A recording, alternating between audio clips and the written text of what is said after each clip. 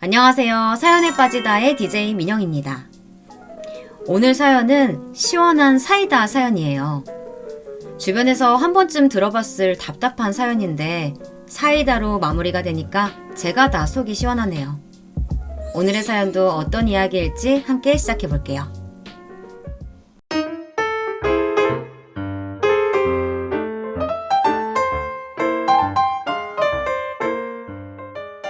안녕하세요, 여러분.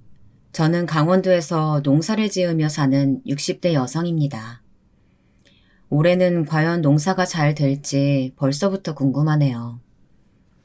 그래도 막내 아들과 며느리랑 같이 하는 농사라서 예전보다 마음이 아주 편합니다.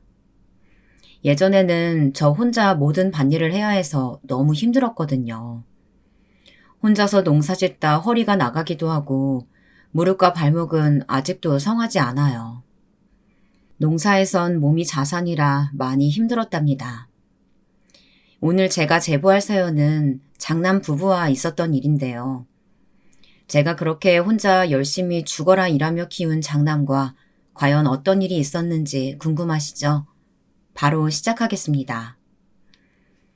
저도 처음부터 아이들을 혼자 키운 것은 아니에요.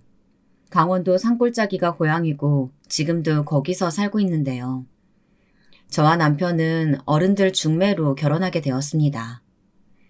비록 중매로 만났지만 남편과 저는 금술이 참 좋았어요. 또래 남자들에 비해 다정하고 세심한 남편은 항상 저를 챙겨주었습니다. 아이도 그래서 셋이나 낳았어요. 장남, 딸, 막내 아들 이렇게 3남매를 낳았죠. 아이들을 키우며 남편하고 농사를 지으며 살 때가 아직도 그립습니다. 고구마와 감자, 그리고 각종 채소를 밭에 키웠었는데 그걸 새벽 시장에 나가서 팔곤 했습니다. 3남매를 키우는 저를 안쓰럽게 여긴 남편은 주로 혼자 새벽 시장에 나갔어요. 힘들고 고된 일은 본인이 할 테니 저는 최대한 쉬라고 했었거든요. 주변에서도 이런 남편 없다고 우리 부부를 부러워하기도 했습니다. 제가 친정아빠는 어렸을 때 돌아가셨고 친정엄마도 결혼하고 금방 돌아가셔서 남편에게 의지를 많이 했었거든요. 남편도 시아버지가 고등학생 때 돌아가셔서 아버지의 부재에 민감했거든요. 아이들에게 항상 최선을 다했습니다. 그래서 남편과 저는 아이들을 열심히 키우며 항상 즐겁게 지내려고 노력했어요. 그러던 어느 날이었습니다. 창석이 엄마! 아휴, 어떡해! 빨리 일어나! 아휴, 어쩌면 좋아! 무슨 일이세요? 지금 새벽이잖아요.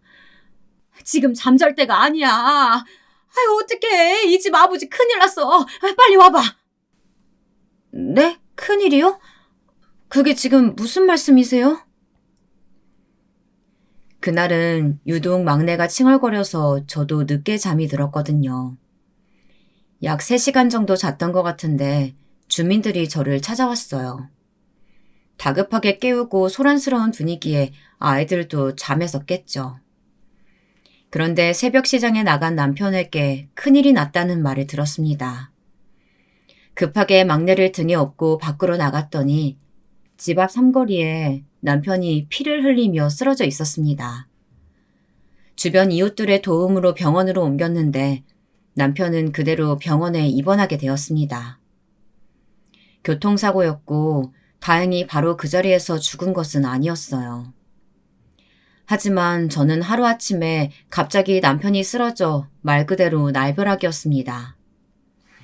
그때 아이들 나이가 장남은 8살, 둘째 딸은 6살, 막내는 돌을 갓 지난 그런 나이였거든요. 너무 막막했는데 도움을 받을 수 있는 친척이 있지도 않았습니다.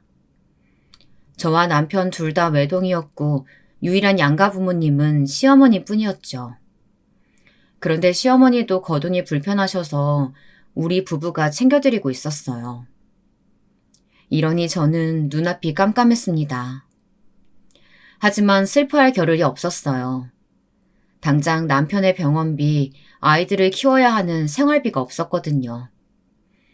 교통사고 합의금을 받았어도 급한 불을 껐던지라 넉넉하지 않았습니다. 아이들이 너무 어려서 숙식이 가능한 공장에 갈 수도 없었죠.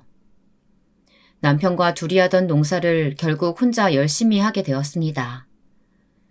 당연히 그걸로는 생활하기에 무리였어요.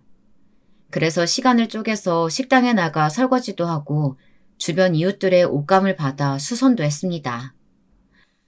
창석이 엄마! 창석이 엄마! 지금 막내 아들 또 또랑에 빠졌어! 네? 어떡해. 바빠서 잠깐 한눈 팔았더니 또 그러네요.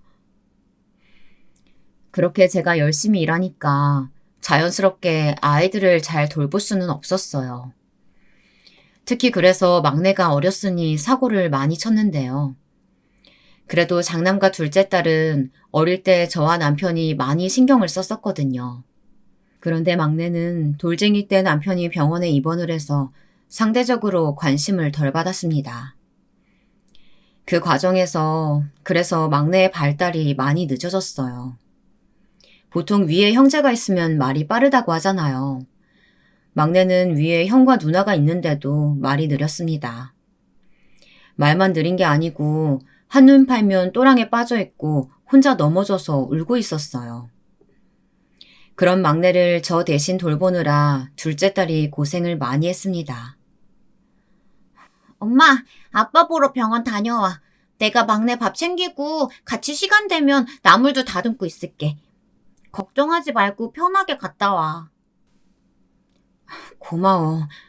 그럼 오빠 집에 오면 엄마가 식탁 위에 밥 차려놨으니까 먹으라고 해. 엄마 아빠 병원 갔다가 할머니 보고 올게. 막내 어디 가서 사고 못 치게 잘 보고 있어. 알았지?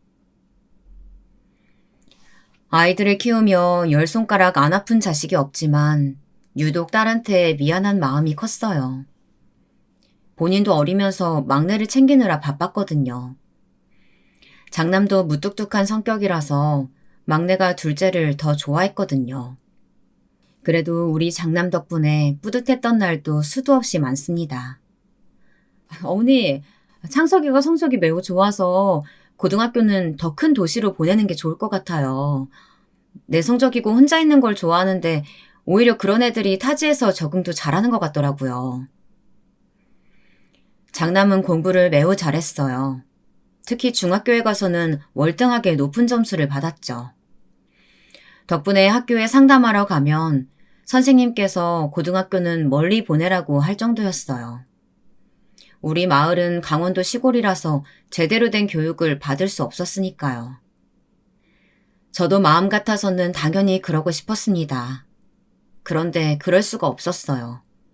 당장 남편이 입원한 병원비도 내기 빠듯한 형편이었거든요. 아무리 죽어라 이래도 돈이 모이질 않았습니다.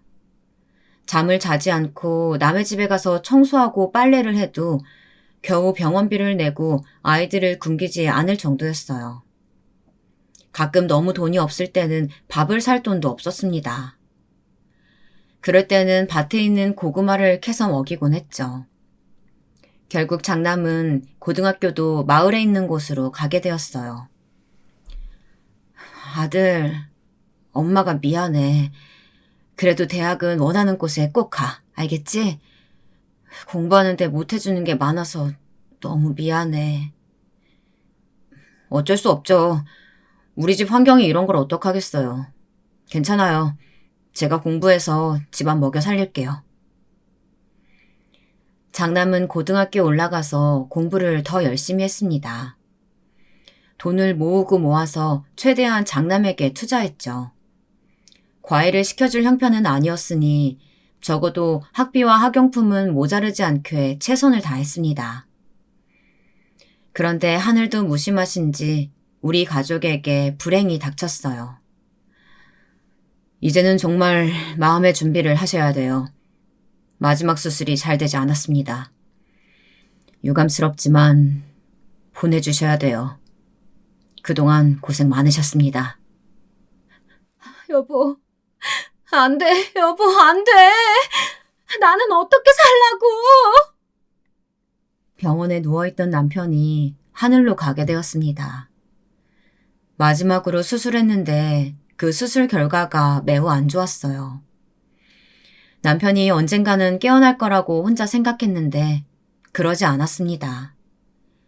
마지막 수술이 수술비가 생각보다 높았어요. 그래서 대출도 무리하게 받았었죠. 저는 남편이 깨어날 줄 알고 무리하게 대출을 받았는데 그건 다 우리 집에 빚으로 들어오게 되었습니다. 정신없이 장례식을 치르고 일을 하는데 도저히 집중이 제대로 되지 않았어요. 그래도 그동안은 남편이 언젠가는 깨어날 거라는 믿음이 있었거든요. 그래도 저희한테는 3명의 아이가 있으니 열심히 일했습니다. 막내는 여전히 또래보다 조금 느렸어요. 장남의 담임 선생님을 보러 갈 때는 항상 뿌듯한 마음으로 집에 왔었습니다. 하지만 막내네 학교에 가면 아이가 산만하고 또래와 잘 어울리지 못한다는 소리를 들어서 속상했어요. 사는 게 힘들어서 아이 셋한테 온전한 사랑을 주지 못한 게 참 미안했습니다. 그나마 공부를 잘하던 장남을 굳게 믿고 있었죠. 그러던 어느 날 둘째 학교에 상담을 하러 갔다가 깜짝 놀랐습니다. 진주가 미술에 재능이 참 많아요. 학교에서 대회 열리면 거기서 매번 대상을 받거든요. 축제했을 때도 근처 학교의 다른 미술 선생님들도 놀라시더라고요. 혹시 어머님, 진주 미술 쪽으로 밀어줄 생각은 없으세요? 아이가 집에선 아무 말도 안 해서 몰랐어요. 우리 집 형편이 좋은 편이 아니에요. 남편은 얼마 전에 하늘로 갔고 저도 너무 우리 딸 지원해주고 싶은데 사정이... 그러셨구나. 그렇죠. 원래 예체능은 경제적으로 지원을 해줘야 버티거든요. 안타깝네요. 둘째가 미술에 재능이 있다는 사실을 저는 그때까지 전혀 모르고 있었거든요. 돈 버느라 바쁘다는 핑계로 아이들에게 너무 신경을 쓰지 못해서 미안했죠. 그날 밤 집에 와서 딸에게 물었더니 더 충격적인 소식을 들었어요. 그래서 나는 자퇴하려고. 엄마, 우리는 지금 당장 생활비도 부족해. 오빠 이대로 대학 가면 그때 어떡해? 학비 못 내서 오빠마저 자기 꿈 못 이루면 나 너무 슬퍼. 그냥 자퇴하고 공장 들어갈게. 아니 진주야, 그게 무슨 소리야. 네가 그걸 왜 걱정해. 오빠 학비는 엄마가 알아서 할 거야. 말이 되는 소리를 해. 우리 지금도 빚 많은 거 내가 모를 줄 알아? 엄마한테 말 안 하려고 했는데 엄마 밖에서 일할 때 빚쟁이들이 한두 번 찾아왔는 줄 알아? 그때마다 막내랑 나랑 벌벌 떨어. 이제 그래도 막내 중학교 가니까 내가 종일 안 돌봐도 돼. 저는 전혀 모르던 사실이었어요. 빚쟁이들이 찾아왔다는 것은 알았는데 아이들만 있을 때도 그러는 줄은 몰랐죠. 결국 딸은 고등학교 1학년 때 학교를 자퇴하게 되었습니다. 그리고 바로 섬유 공장에 들어가서 일하기 시작했어요. 어린 나이에 돈을 번다는 게, 그리고 그 돈을 오빠의 학비로 보태려고 그런다는 게 엄마로서 좋지만은 않았습니다. 결국 저는 장남에게 모든 기대를 걸기 시작했어요.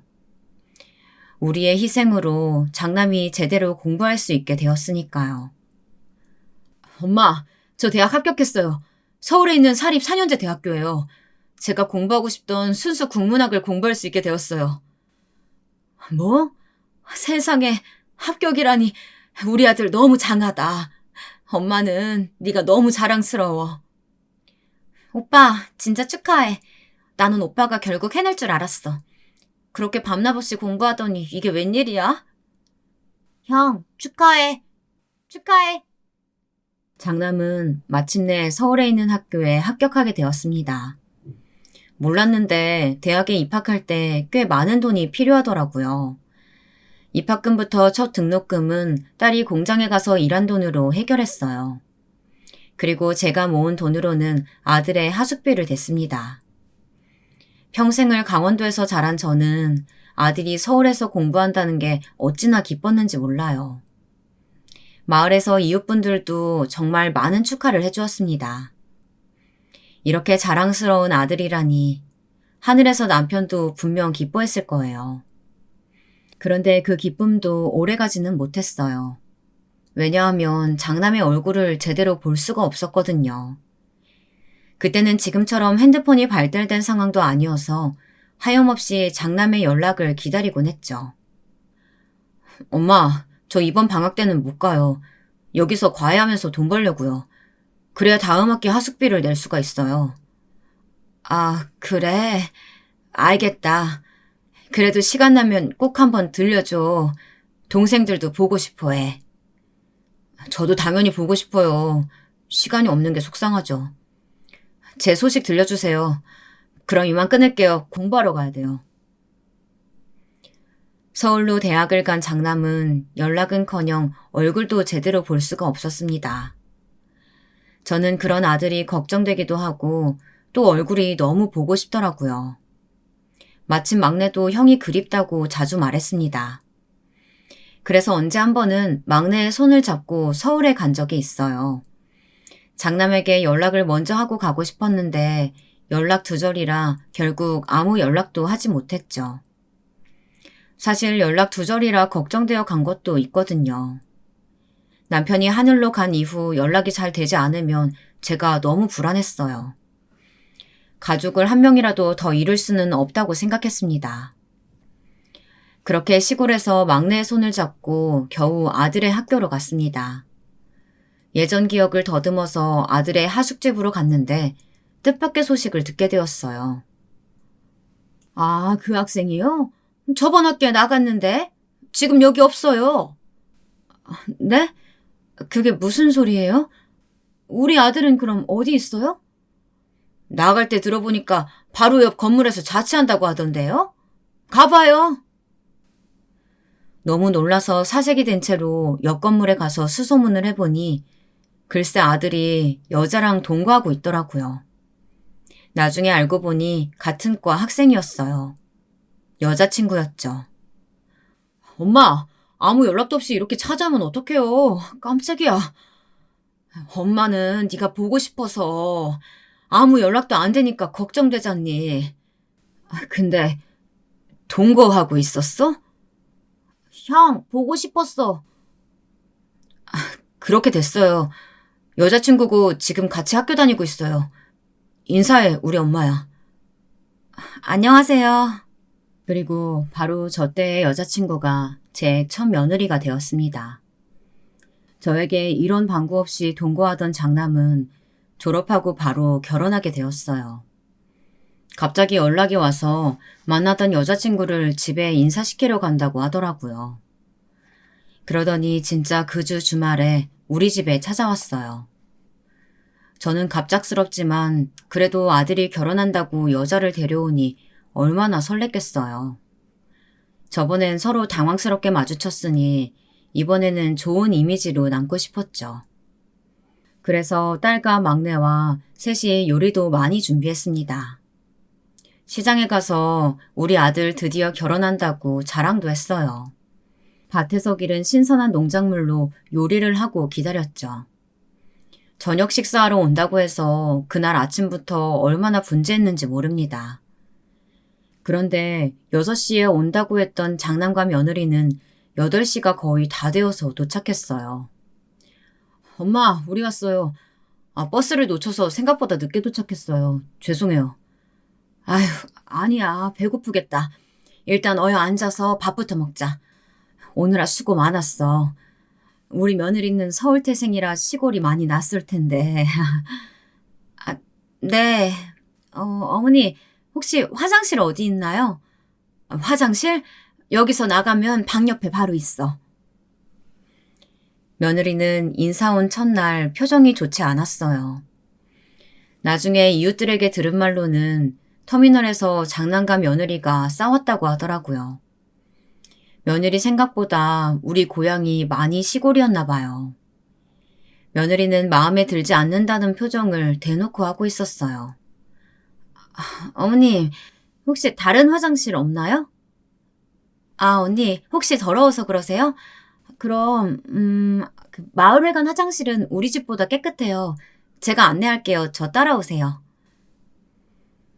며느리는 화장실부터 시작해서 모든 게 다 마음에 들지 않았나 봐요. 뚱하게 앉은 채로 밥도 깨작거렸죠. 그 모습이 당연히 좋게 보이진 않았어요. 하지만 뭐라고 할 수도 없겠더라고요. 현실적으로 아들이 결혼한다고 해서 우리 집에서 해줄 수 있는 게 없었거든요. 실제로 그렇게 첫인사를 마치고 장남이 따로 전화가 왔었습니다. 엄마, 혹시 모아놓은 돈 없어요? 처가에서 제가 집을 못 해가니까 심하게 반대를 해서요. 미안하다. 처가댁이 많이 잘 사는 편이니? 엄마가 모아놓은 돈은 빚 갚는 데 써서. 처가가 잘 사는 건 아닌데 그냥 평범해요. 그런데 보통 결혼할 때 남자가 다 집을 해가니까 그게 눈치가 보여요. 그럼 결혼을 조금만 늦추면 안 될까? 엄마가 돈 벌어서 어떻게든 돈을 마련할게. 장남과 불편한 전화를 끊자 딸이 조심스럽게 말을 꺼냈어요. 저도 모르게 한숨을 계속 쉬고 있었거든요. 엄마, 내가 모은 돈 있어. 그거 오빠 신혼집 얻어주는데 쓰자. 뭐? 안 돼. 그거 너 결혼 비용이잖아. 학비까지 내줬는데 무슨 결혼까지 도와줘. 오빠가 모은 돈으론 지금 해결이 안 되잖아. 친구들한테 물어보니까 결혼할 때 남자가 집 해와야 된다고 하던데 새언니도 지금 그게 해결이 안 되니까 우리 집 대놓고 마음에 안 들어 하잖아. 그럼 그렇게 하자. 그 대신 주는 거 아니고 빌려주는 거야. 오빠한테 나중에 갚으라고 하자. 딸은 자기가 공장에서 번 돈을 결혼할 때 쓰겠다고 모아놨었거든요. 그 돈을 장남 신혼집 전셋집을 구하는 데 쓰게 되었습니다. 매매는 비싸서 하지 못하고 전세로 겨우 구했어요. 사실 그것도 우리는 할 수 있는 최선을 다했던 건데 며느리는 마음에 들지 않아 했죠. 하지만 어쩔 수가 없었어요. 여기에 대한 불만은 상견례 자리에서도 나왔습니다. 서울에서 상견례를 해서 아침부터 강원도에서 서울까지 가느라 힘들었어요. 그런데 사돈께서 계속 돈 얘기를 꺼내셔서 마음이 불편했습니다. 뭐 애들이 서로 좋다니까 결혼은 시켜야죠. 학생 때부터 서로 그렇게 좋아했으니. 그런데 결혼하면서 남자가 집 못 해오는 거는 제 주변엔 없어서 조금 당황스럽네요. 죄송해요. 우리가 형편이 좋지가 않아서. 어쩔 수 없죠. 엄마 그만해. 그건 나랑 얘기 끝났잖아. 제가 돈 많이 벌어서 미영이 고생 절대 시키지 않게 하겠습니다. 제가 노력할게요. 마음이 참 속상하고 불편했습니다. 해줄 수 있는 게 없다는 게 얼마나 마음 아팠는지 모르겠습니다. 그래도 집이라도 구해준 게 어디냐는 마음으로 결혼을 시켰죠. 결혼식은 서울에서 열렸습니다. 딸과 막내, 그리고 이웃들을 데리고 버스를 타고 결혼식에 참석했어요. 제가 친척이 많은 것도 아니고 발이 넓은 편은 아니거든요. 평생 시골에서 살기도 했고 또 일을 밭일이나 식당일 그리고 이웃들의 일감을 얻어서 그렇게 하다 보니 하객이 조금 부족했어요. 며느리는 서울 태생이고 또 사돈께서 지인이 참 많더라고요. 이렇게 하나하나 비교가 되니까 제가 작아지는 기분이 들었습니다. 속으로 그냥 잘 사는 게 최고의 효도라고 생각했죠. 그런데 장남 부부에게 날이 갈수록 서운한 마음이 드는 것은 어쩔 수가 없었어요. 왜냐하면 대놓고 강원도가 멀다고 잘 오지 않았거든요. 물론 장남은 대학생 때도 집에 잘 오는 편은 아니었습니다. 하지만 결혼했으니 명절이나 제 생일 혹은 어버이날에는 와줬으면 했어요. 그런데 연락이 닿으면 매번 고민하는 모습이었죠. 강원도까지 왕복 4시간은 걸릴 텐데 남편 일이 워낙 바쁘잖아요. 그래서 일단 시간은 내볼 텐데 장남은 못하겠어요. 어머니가 이해해 주세요. 저희가 돈 모아서 집도 사고 또 나중에 아기도 태어날 거 생각하면 미리 돈을 모아야 돼요. 아, 그러니? 알겠다. 그래도 명절이라 하루는 얼굴 보고 싶었어. 딸하고 막내도 창석이 얼굴 잊어버렸다고 할 정도라. 이해는 해요. 저희도 마음이 불편하지만 이게 마음처럼 쉽게 가지는 못하네요.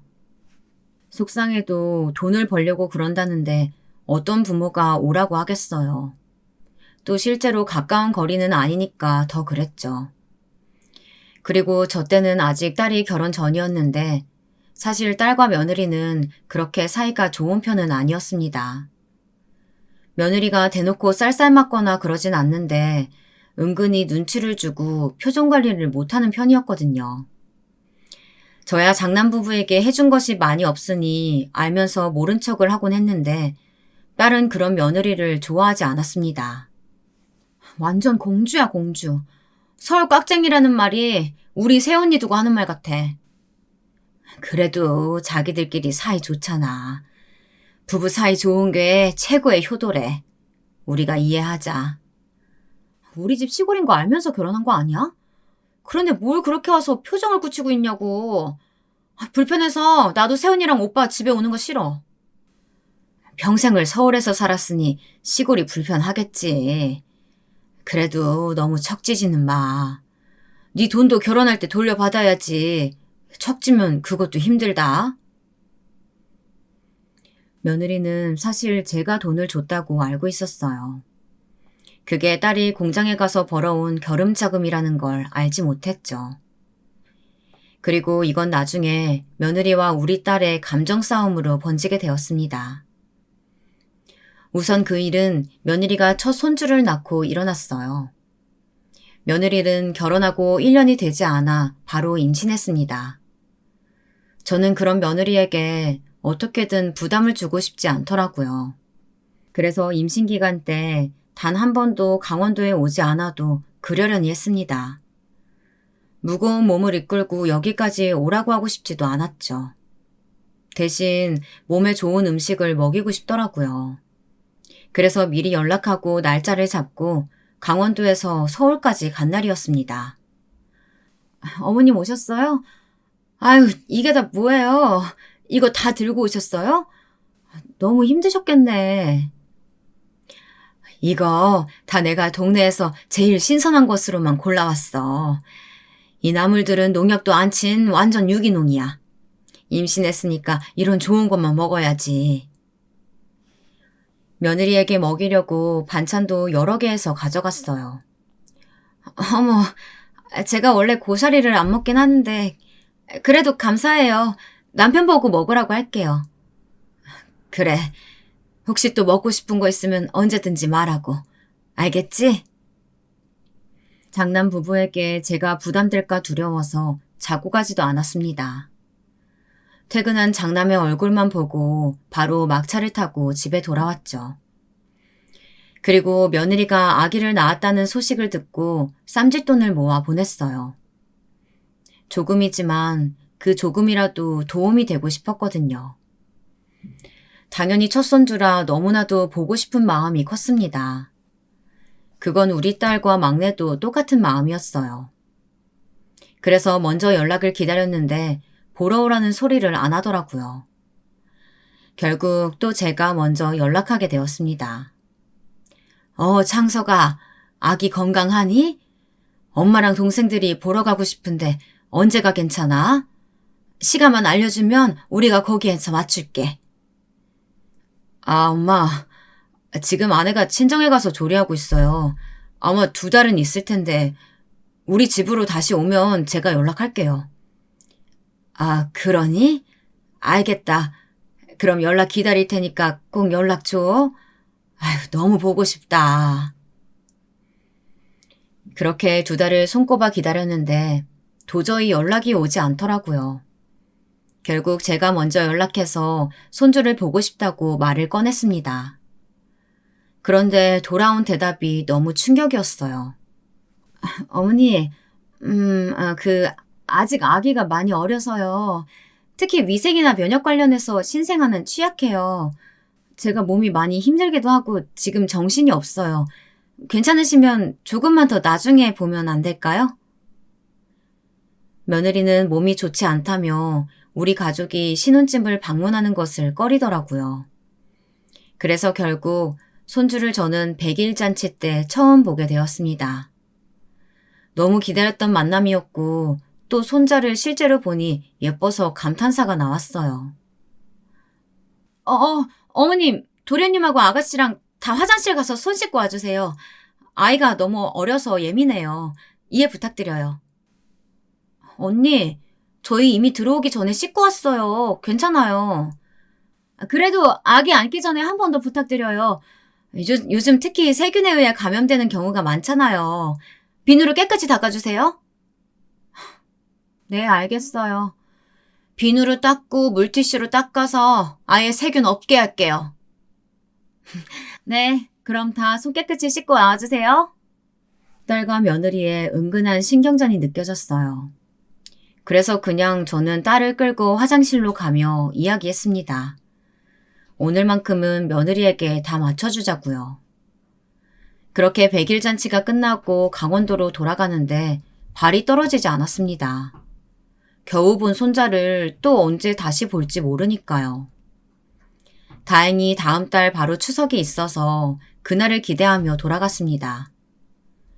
그런데 추석 3일 전 장남에게 연락이 왔어요. 엄마, 아기가 너무 어려서 이번에는 고향 못 갈 것 같아요. 가게 되면 기저귀부터 젖병이랑 손수건 챙길 게 너무 많거든요. 또 시골이라 환경이 아내랑 아기가 불편해서 이번에는 힘들 것 같아요. 대신 다음 설에는 꼭 보러 갈게요. 장남 부부가 방문할까봐 기대해서 어떤 요리를 할지 생각 중이었던 저는 당황했어요. 하지만 현실적으로 안 그래도 화장실을 불편해하는 며느리였잖아요. 아기까지 있으면 당연히 불편할 거라고 생각이 들었습니다. 제가 저 좋다고 어린 아기와 며느리를 불편하게 할 수는 없었어요. 그렇게 손자가 있어도 보지도 못하고 시간이 흐르고 있었죠. 설날 전에 딸이 결혼한다는 소리를 하더라고요. 딸은 공장에서 만난 남자와 결혼하기로 예정되어 있었어요. 저도 몇 번 봤는데 사람이 참 순하고 건실했습니다. 그래서 사위가 들어온다는 소식에 마냥 기뻤죠. 다행히 둘 다 우리 고향 사람이었어요. 사위네 집은 그렇게 잘 사는 집은 아니었지만 그래도 본인들이 좋다니 당연히 결혼을 찬성했습니다.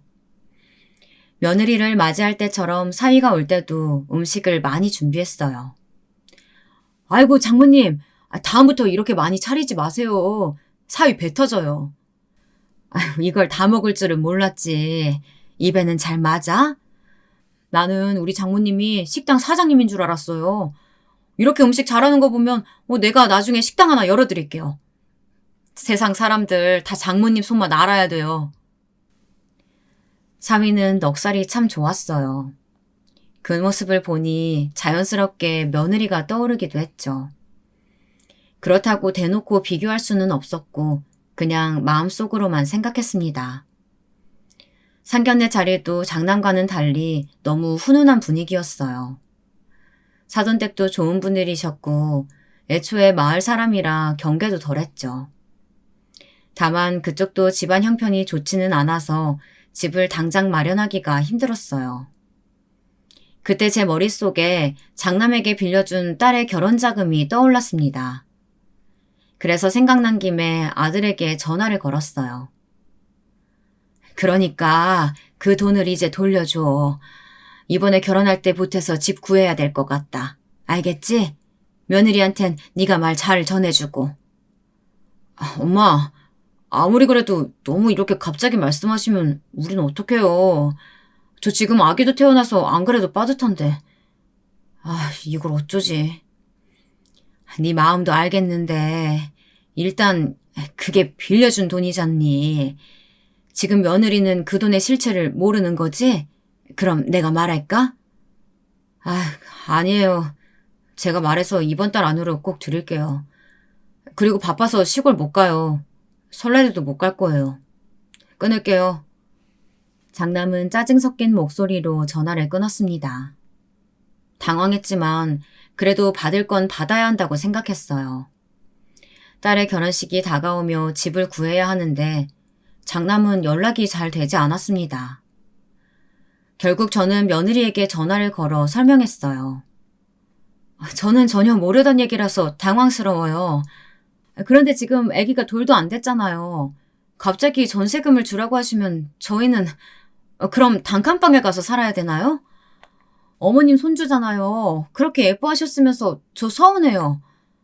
아무튼 차용증이라도 써드릴 테니까 지금은 곤란해요. 그러니? 그런데 나도 내 돈이면 이렇게 안 할 텐데 우리 딸 돈이라 조심스럽네. 나한텐 똑같은 자식이거든. 원래 10손가락 깨물어서 안 아픈 손가락이 없다고 하잖아. 어머님 마음도 이해하죠. 그런데 저희 사정이 너무 안 좋은데 어떡해요. 남편이 돈을 잘 벌면 저도 이런 소리 안 해요. 그런데 남편이 요즘 회사가 힘들어서 돈을 예전처럼 못 벌어서 저도 사는 게 너무 힘들어요. 저희끼리 먹고 사는 것도 벅차다고요. 며느리는 대놓고 곤란해하더라고요. 제가 중간에서 하도 난처해 하니까 딸이 나중에는 됐다고 했습니다. 엄마, 됐어. 그냥 나중에 받자. 저렇게 죽는 소리 계속하는데 어떡해. 그냥 우리가 좀 작은 평수에서 시작할게. 어차피 기록 다 남아있고 괜찮아. 차용증도 썼잖아. 일단 내 결혼식이니까 행복하게 준비하자. 딸은 결혼식 전에 얼굴을 붉히기 싫다고 저를 말렸어요. 저도 딸의 의견을 존중하고 장남 부부에게 더 요구하지 않았습니다. 그렇게 딸의 결혼식 날이 되었죠. 엄마, 저희 왔어요. 서울에서 오는데 길이 막히더라고요. 정확히 4시간 걸려서 왔어요. 그래. 고생 많았어. 손자는 안 데리고 왔구나? 이렇게 먼 거리는 아기가 힘들어해요. 아가씨 결혼식이 아니었으면 저도 오기 힘들었을 거예요. 아기가 어리니까 아무래도 조금 클 때까지는 시골 방문은 힘들어요, 어머니. 그래. 그래도 가족이 이렇게 다 모이는 게 쉬운 일은 아닌데. 엄마 아기 보고 싶으시면 서울로 오세요. 오셔서 언제 한번 자고 가셔요. 그럼 됐죠? 서운했지만 나중에라도 와서 자고 가라는 말에 마음이 또 풀렸습니다. 그렇게 딸도 결혼하고 나가게 되었죠. 제 곁에 남은 건 막내 아들 뿐이었습니다. 제가 막내 아들이 어릴 때 느리다고 했었잖아요. 그래서 사실 커서 뭐가 될까 제일 걱정이었어요. 공부를 잘하는 장남과 야무진 딸에 비하면 막내는 어느라고 느린 아이였으니까요. 그런데 웬걸 막내에게 천부적인 재능이 있었습니다. 그건 바로 농사였어요.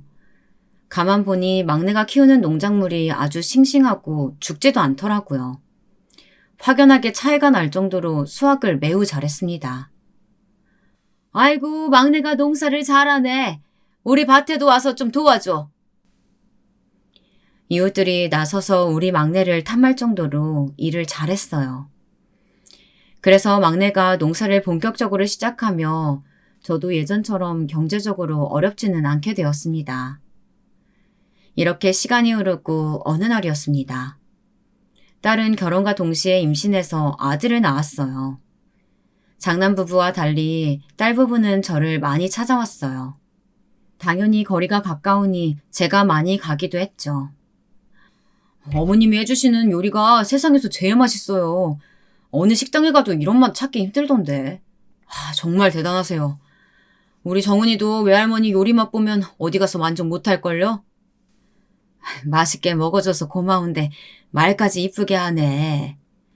정서방, 항상 우리 딸 예쁘게 챙겨줘서 고마워. 고맙긴요. 제가 더 감사하죠. 이런 귀한 딸 낳아주시고 또 우리 아들까지 이렇게 잘 봐주시는데. 제가 더 잘할게요. 사위는 말을 참 이쁘게 했어요. 그래서 저도 사람이니까 당연히 더 잘해주고 싶었죠. 둘 다 공장에서 일하니까 아이를 돌보는 게 힘들었거든요. 딸은 아이를 낳고도 돈은 모을수록 좋다고 계속 공장에 나갔습니다. 그래서 제가 대신 손자를 돌봐주었어요.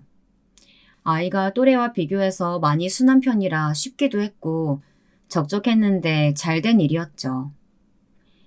그렇게 손자들이 커가면서 막내도 결혼하게 되었습니다. 동네에 있던 미용실 직원과 결혼했습니다. 워낙 싹싹한 아가씨라 많은 주민들의 며느리감이었죠. 그런 아가씨가 제 며느리가 된다니 너무 기뻤어요. 워낙 집에 오지 않아 얼굴을 까먹을 지경이었던 장남부부가 막내 결혼식에 참석하러 온 날이었습니다. 그럼 지금 정훈이는 어머님이 봐주시는 거예요? 아까 보니까 방 안에 장난감도 되게 많더라고요. 사위랑 딸이 워낙 바쁘니까 내가 대신 봐줘야지. 아이가 순하고 예민하지 않아서 나도 편해. 며느리는 제가 딸의 아들을 돌봐준다는 소리를 듣더니 그 뒤로 시골을 자주 찾아오기 시작했어요. 그때 첫째 손자의 나이가 7살이었거든요. 본인과 남편은 바쁘니 하루 이틀 봐달라는 부탁에 처음에는 당연히 흔쾌히 받아들였습니다. 어머님, 우리 휘종이는 서울애라서 위생에 예민해요. 아시죠? 제가 휘종이가 쓰는 비누랑 샴푸 가져왔어요. 꼭 이걸로 씻겨주세요. 그럼 저는 바빠서 가볼게요. 부탁드려요. 휘종아, 할머니 말씀 잘 듣고 있어? 며느리는 항상 아이를 맡기러 오면 딱 5분 만에 되돌아가곤 했습니다. 아이를 낳았을 때는 제가 그렇게 보고 싶다고 해도 보여주지 않더니 아이가 크고 보기 힘드니까 저에게 맡기는 거라고 딸은 말했어요. 그래도 저는 막내까지 결혼해서 나갔으니 외로웠는데 잘됐다 싶었죠. 사실 장남의 아들은 딸의 아들과 달리 매우 유별났어요. 며느리 성격을 닮았는지 어찌나 까칠했는지 모릅니다. 할머니, 나 이거 해줘. 나 이거. 아니야, 정훈이보다 내가 더 먼저야. 자기밖에 모르는 손자를 보며 도대체 어떻게 키웠길래 저러나 싶었죠. 그래도 사랑을 많이 주려고 노력했어요. 며느리와 장남은 저에게 장손을 맡기는 경우가 점점 많아졌습니다. 제가 아무리 외로움을 타도 아이 둘을 동시에 보는 것은 힘들었어요. 그래도 이렇게 봐주면 나중에 손자들이 저를 찾는 날이 많을 거라고 생각하며 버텼습니다. 와중에 막내 아들이 결혼해서 농사를 짓는 게 생각보다 매우 잘 되기 시작했어요. 저는 나이가 있어서 잘 모르지만 인터넷을 통해 팔기도 하고 직접 시장에서 팔기도 했죠. 엄마, 이거 용돈으로 써요. 아이고, 용돈이라고 하기엔 돈이 너무 많은데? 아이고, 아들 고마워. 막내는 농사로 번 돈을 저에게 많이 가져다 주었어요. 저는 그 돈을 어차피 쓸 곳도 없어서 딸에게 주게 되었죠. 딸이 장남에게 준 전세금을 받지 못해 작은 평수의 아파트에서 사는 것이 안쓰러웠거든요. 딸도 고맙게 받았고 딸과 막내가 둘 다 같은 동네에 사니까 자연스럽게 교류가 많았어요. 그러면서 우리끼리 행복하게 잘 지내고 있는데 어느 날 또 며느리가 손자를 맡기러 왔던 날이었습니다. 그날은 마침 딸의 이삿날이었어요. 아가씨, 이사가요? 어디로 가세요? 언니, 저 큰 평수로 이사가요. 막내가 돈 많이 벌어서 도움을 좀 받았어요. 도움이요? 서방님이 아가씨한테 경제적으로 도움을 줘요? 딸이 기분 좋아서 한 말에 며느리가 기분이 상하게 되었습니다. 그리고 며느리는 대놓고 우리에게 섭섭함을 표현했어요. 아니, 우리 형편 안 좋은 거 뻔히 아시잖아요. 어떻게 그래도 그렇지 저희한테는 도움을 안 주실 수가 있으세요? 어머 언니, 무슨 섭섭한 소리라고 그래요. 이거 다 우리가 막내 밭에 가서 농사 도와주고 엄마가 우리 자식들 봐주니까 수고비로 주고 그런 개념이에요. 서울에 떨어져 사는 장남 부부는요? 서방님도 너무하세요. 형한테는 주고 싶지 않았어요? 오해하지 마세요, 형수님. 아니에요. 막내한테 왜 그러세요? 사람 착하다고 그렇게 윽박지르듯 말하면 안 되는 거죠. 결국 싸움으로 번진 광경을 보고 저는 달려들어 말리게 되었습니다. 그만해라. 아이고, 내 잘못이다, 내 잘못이야. 다들 그만해! 제가 소리치자 겨우 자식들은 싸움을 멈췄습니다. 가만히 생각하니 오해가 많은 것 같았죠. 그래서 일단 며느리를 달랬고 며느리가 서울에 간 뒤에 자식들을 달랬어요. 저는 다 같이 행복하게 살고 싶었는데 어쩌다 보니 상황이 이렇게 흘러가게 되었죠. 나는 진짜 세훈이 이해를 못하겠어. 예전에는 아기 보여주지도 않더니 이제는 엄마한테 와서 맡기고 가고 저게 인간이야? 자기들도 사느라 바빠서 그런 거겠지. 우리가 이해하자. 본인들도 얼마나 괴롭겠니. 막내가 착하고 순하니까 돈 달라고 하는 거 봤어? 난 오빠도 실망이야. 우리가 어떻게 본인 성공 위해서 희생했었는데 자기가 갚을 생각을 해야지 오히려 뜯어가니? 그래, 네 마음은 이해해. 엄마도 그 부분은 속상하다. 너는 고등학교 자퇴까지 했잖아. 물론 그때는 내 선택이었지만 속상한 건 어쩔 수가 없네. 그날 둘의 싸움 이후로 며느리는 저를 찾아오지 않았습니다. 연락해도 받지도 않았어요. 장남에게 대신 연락을 몇 번이고 했지만 장남도 일이 바쁘다는 핑계로 받지 않았죠.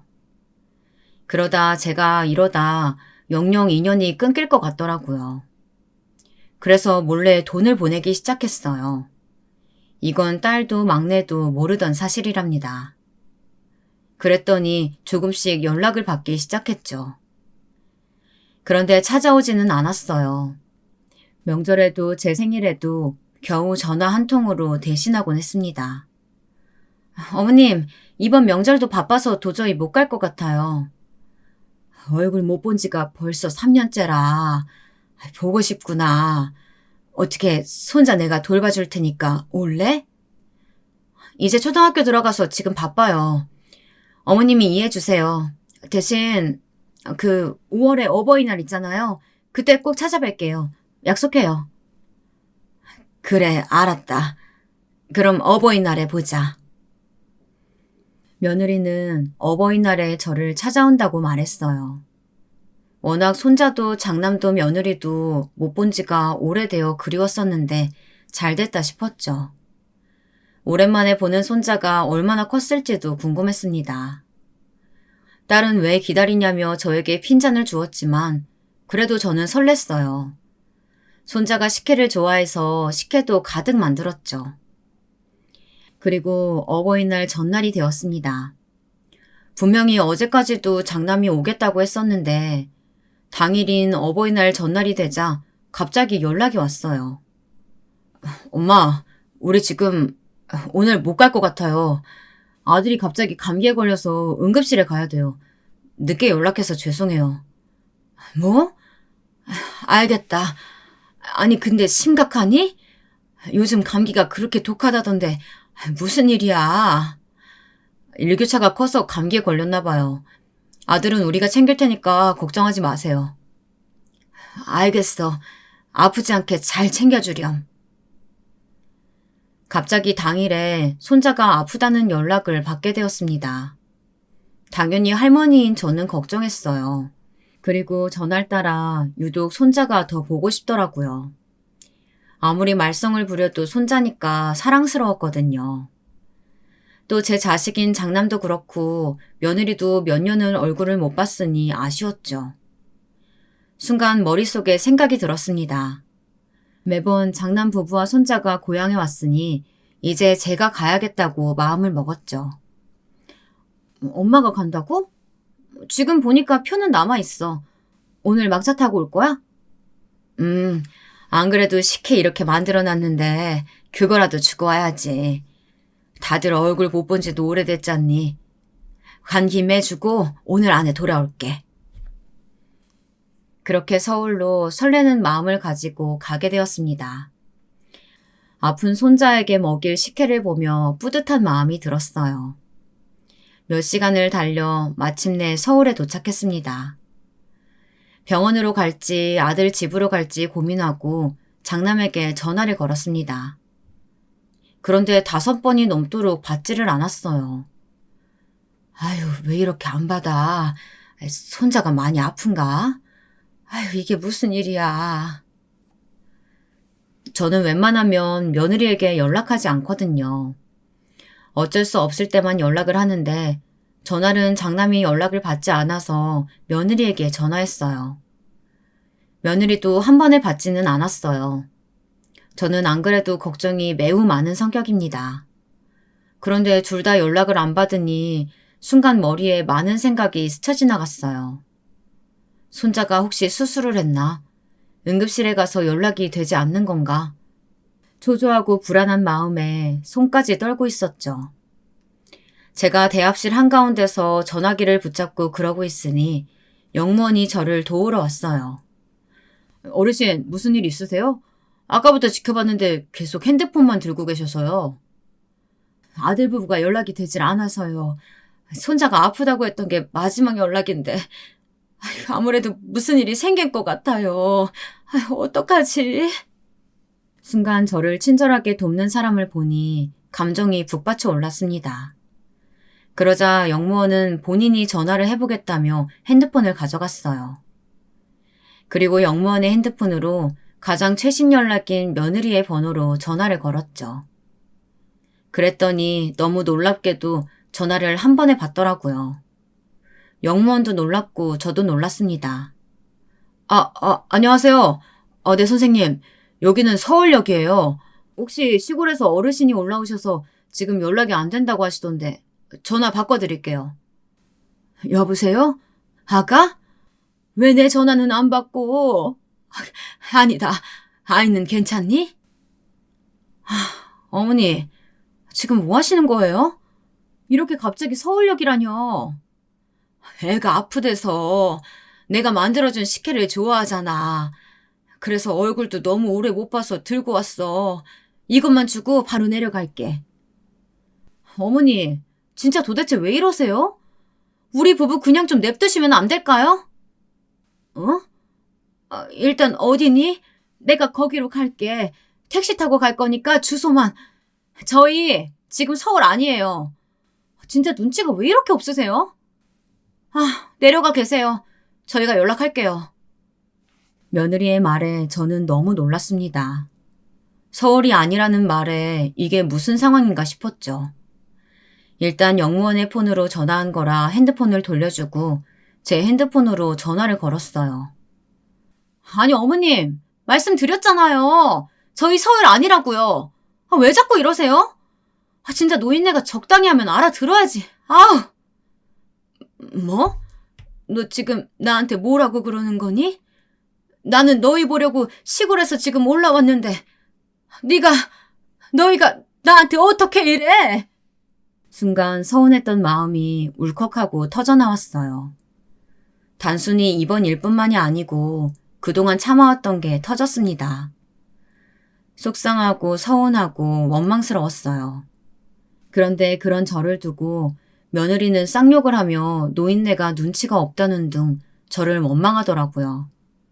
제가 이런 사람을 위해 시골에서 올라온 것은 아니잖아요. 당신도 진정해. 엄마, 저예요. 일단 나중에 설명할게요. 애 아픈 거 아니니까 너무 걱정 마세요. 장남이 중간에서 중재 아닌 중재를 하는데도 귀에 들리지 않았어요. 오히려 장남에게 서운한 마음이 매우 컸습니다. 속상한 마음에 그대로 식혜를 들고 다시 강원도로 표를 구해서 갔어요. 가는 길에 눈물이 자꾸 나왔습니다. 터미널에 도착하니 딸과 사위가 마중 나와 있었어요. 엄마, 왜 울어? 세훈이랑 언니 못 봤어? 설명해봐. 이게 무슨 일이야? 제가 눈물을 참으며 서울에서 있었던 일을 말하자 딸과 사위는 분노하기 시작했어요. 아니, 제가 안 그래도 아내한테 맨날 뭐라고 했거든요. 옆에서 봐도 장모님이 대접 못 받는 게 보여서요. 근데 이게 무슨 경우예요? 엄마, 나 너무 속상하다. 도대체 엄마가 왜 이런 취급당해야 돼? 이게 한두 번도 아니고 나 이젠 못 참아. 막내랑 올케도 불러. 그리고 막내까지 불러서 가족회의를 하게 되었죠. 결론을 말하자면 인연을 끊기로 했습니다. 저도 더 이상 인연을 이어가고 싶지 않았어요. 이 과정에서 장남 부부의 서울집이 딸의 돈으로 살고 있었잖아요. 바로 그것부터 빼앗았어요. 다행히 차용증을 쓴 게 있어서 생각보다 쉽게 가져올 수 있었습니다. 어머니, 죄송해요. 저희가 그때 생각이 너무 짧았어요. 이러면 안 되는 거였는데 저희 지금 많이 반성하고 있어요. 엄마, 우리가 그때는 진짜 사정이 있었어요. 아들이 놀러 가고 싶다는 말에 아프단 핑계 댔어요. 너무 죄송해요. 그 전세금 없으면 저희 진짜 고시원에서 살아야 돼요. 됐다. 나는 내가 너 입으로 서울까지 갔던 게 미치도록 후회가 돼. 그냥 앞으로 얼굴 보지 말자. 어머니, 죄송해요. 한 번만 봐주세요. 저희가 잘할게요. 사실 장남 부부가 인연을 끊자는 말에 저러는 이유를 저는 알고 있었어요. 우리 시골이 서서히 몇 년 전부터 개발이 되고 있었거든요. 콩고물이 떨어지는 게 없으니 당연히 저렇게 나온 거겠죠. 하지만 저는 그동안 서운했던 감정이 금방 사라지진 않더라고요.